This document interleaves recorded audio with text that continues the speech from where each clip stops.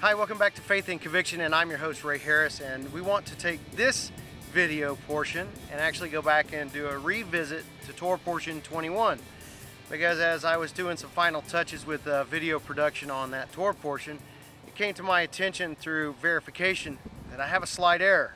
So I caught this as I was doing my work, but it is very important that we try to catch our errors and make corrections when we find them, and when we find them, we need to take care of them.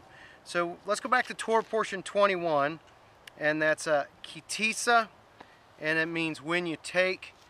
And what happened is I use eSword, and that has the King James Concordance in it, but what happened is it had an English word away in there.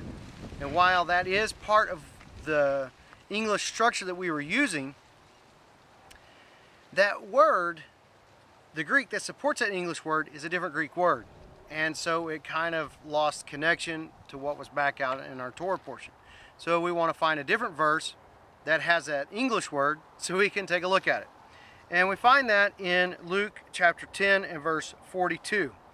And so we're looking at all these things, and let's go back to Exodus 34 and verse 7. So the King James has keeping mercy for thousands, forgiving. And the Hebrew word behind forgiving was our key word. That's what we were looking at. Forgiving iniquity, transgression, and sin. The Complete Jewish Bible, the Jewish Publication Society, which is this translation of the Torah, has forgiving and then forgiving. So when I looked at it in the Septuagint, the Greek translation of the Old Testament, it was aphiron, and that was strong number G851, and the Apostolic Bible Polyglot translated that as removing, which is exactly what's going on when this forgiving act is being done. So we wanted to go over into the New Testament and see where this Greek word was found, which is in Luke 10 and verse 42. Now, verse 42 has it set up in verse 41, where Jesus is talking with Mary and Martha, and Jesus says, "Martha, Martha, thou art careful and troubled about many things, but one thing is needful.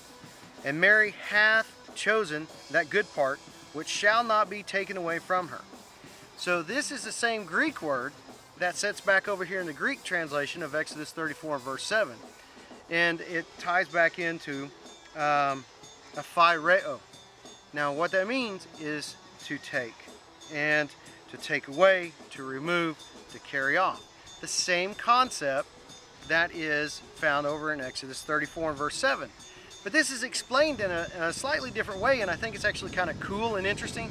And that is that what Mary wants will not be taken away. It will not be carried off away from her. So in one instance, God will take away and carry off sins away from you. But in this instance where Jesus is talking with Mary, he goes, "No, I shall not. It will be right here. It's not going to be removed." So the same concept seen from two different sides, which is actually kind of cool and important.